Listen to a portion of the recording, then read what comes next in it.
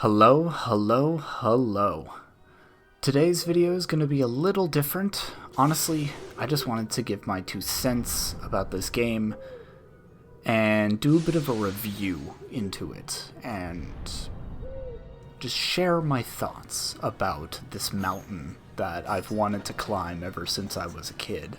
I mean, I've mentioned it several times throughout the game. I was never able to actually beat it as a kid. I honestly progressed through about 80% of it as a kid, which I didn't realize till I just beat it for this show. Congratulations, Mr. Potter. You have succeeded. Care to have another go? But, you know, it's a mountain I wanted to climb, and climb it I did. If I were to actually give this game a rating, I would say it's a solid 6 out of 10. Mainly due to the short amount of time that you actually need to put into playing this game. You can beat it in about 5 to 6 hours, depending on skill level. I, myself, have a very low skill level.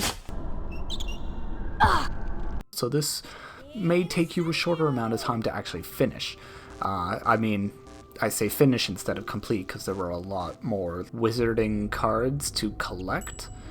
But I'll be damned if I ever go for all of those, so in order to avoid being damned, you know, I'm just gonna avoid that.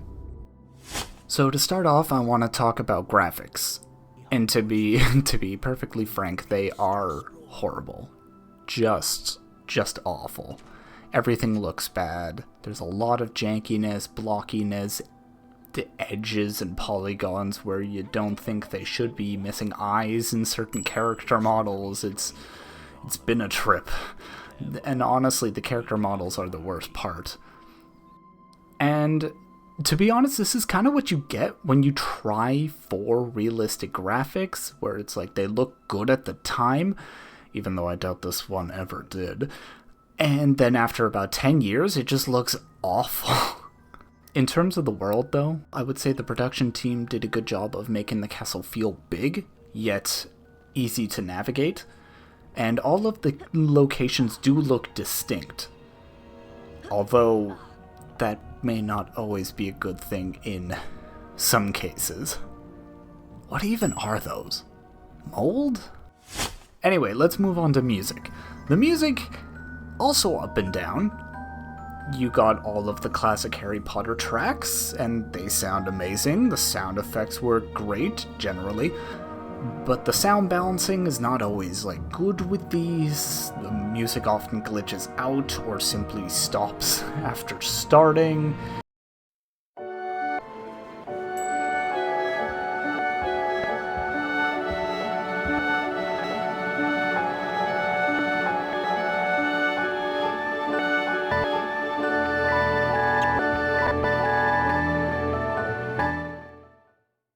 Which could be a problem with my disc, granted, yes. So guys, this was the result of when you put the CD with all the ingredients we saw in the freezer for about 3 hours. Watch this. Yeah!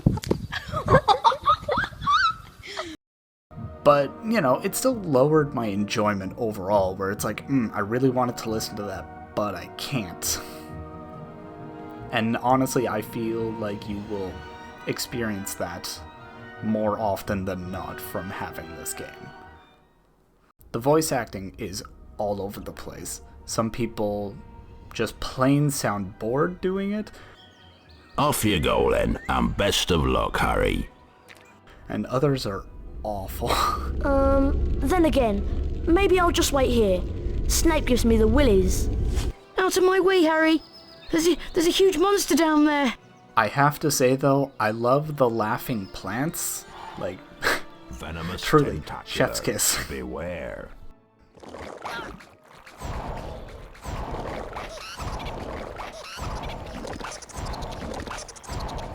So, as with most games, the meat and potato of it comes down to the gameplay.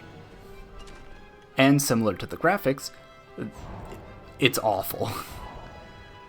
And honestly, can quickly lead to frustration.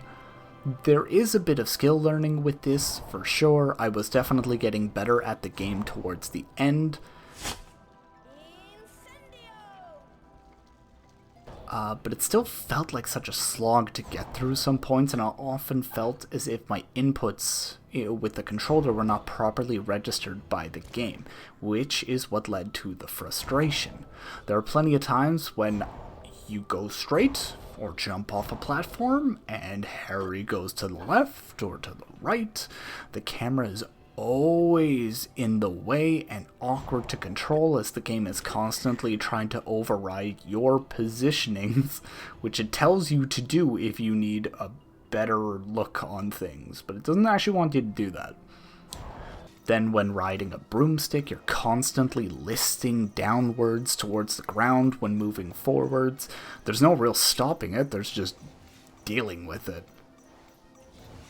And then the cart mission in Diagon Alley is just straight vomit-inducing. The Incendio spell was the bane of my existence. And look, I am already bad at rhythm. Anybody who knows me knows this. However, even I can tell that the spell had no proper timing. Sometimes it works on key, other times, just fudges it a little bit. In terms of story, it hits all of the typical points. You know, Harry finds out he's a wizard, goes to Diagon Alley, goes to Hogwarts, attends classes, gets attacked by a flying pig statue. Wait, what? Quidditch. There's a troll in the dungeon, Norbert stuff, the mirror and slinking around in Christmas time, the Philosopher's Stone trials, etc., etc. It's all there, though not always in the order you expect it to be, and sometimes additional content to keep you guessing as to what exactly is happening next. Overall, solid. I would like to mention, though, that it is definitely made for fans who know the story already, because a lot of story points were just never really mentioned. He who must not be named, for example, is never mentioned until the Forbidden Forest mission where you run into him. But everybody acts as if his existence is common knowledge, because for them, it is. They've talked about it. They haven't talked to you, the player, about it, but they've talked about it. And this is just one instance, you know, and this happens a couple times in the game. The last aspect of the game that I want to talk about is nostalgia. This game is exactly as I remember it. Difficult to control, looks awful, wonderful music, and confusing as all hell story.